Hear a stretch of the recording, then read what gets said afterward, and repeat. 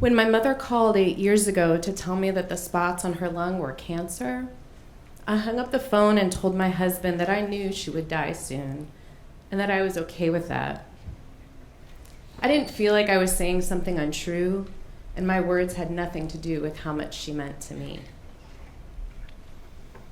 Even before living a life without my mother, I was aware of the depths of her love. It was a love that prompted her to tell my 5-year-old self that when I grew up, I could be anything that I wanted. And a love that made her stand on the sidelines at my middle school track on a cold and rainy November Sunday, cigarette in one hand, stopwatch in the other, timing a very anxious and slightly overweight me so we could be sure that I could run a mile in 10 minutes and thus pass gym class. When I was 21, her love brought her to Houston on a plane ticket that she couldn't afford so that I could cry and worry over new adulthood in person instead of during long-distance phone calls. There is no substitute for such commitment, such selflessness.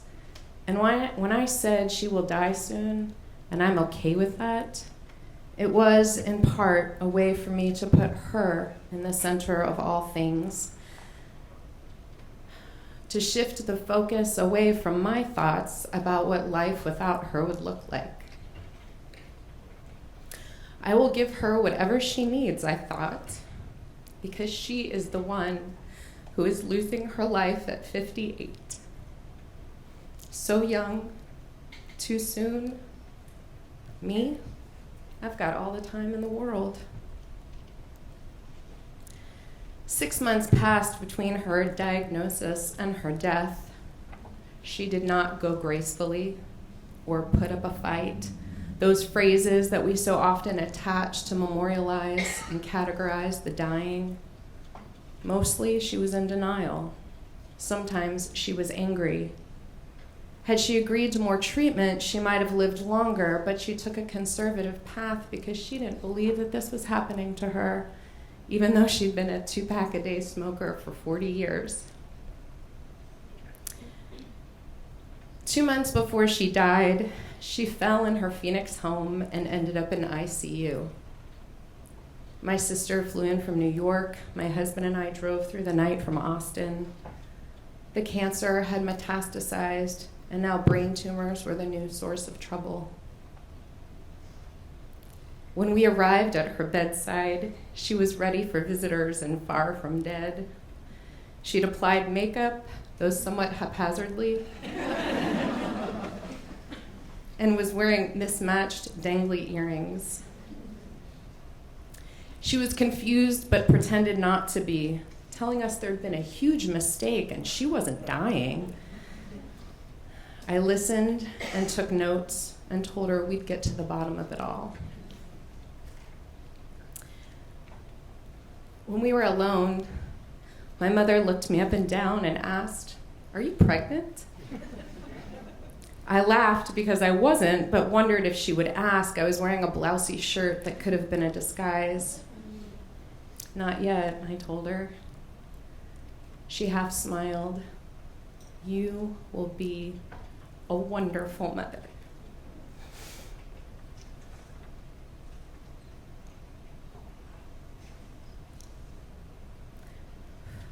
A year and a half after she died, my son Xavier was born.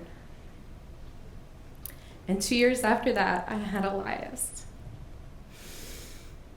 My boys are healthy and funny and smart and beautiful.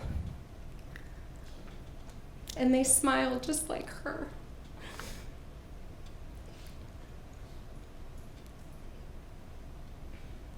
I love being a mother, but I've always bristled when people say some version of, "They grow up so fast," or "blink and they'll be driving," or "the days are long, but the years are short."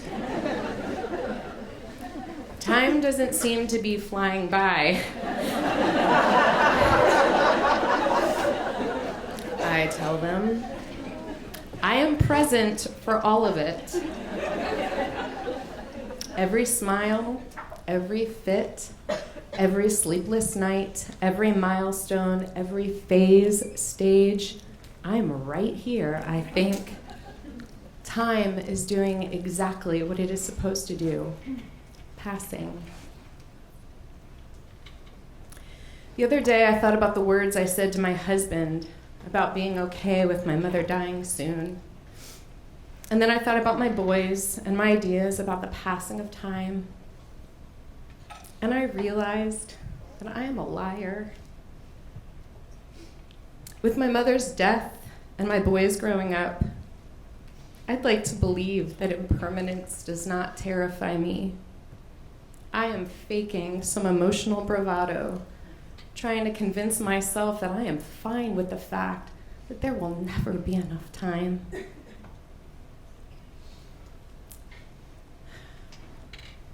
The Buddha teaches even death is not to be feared by one who has lived wisely.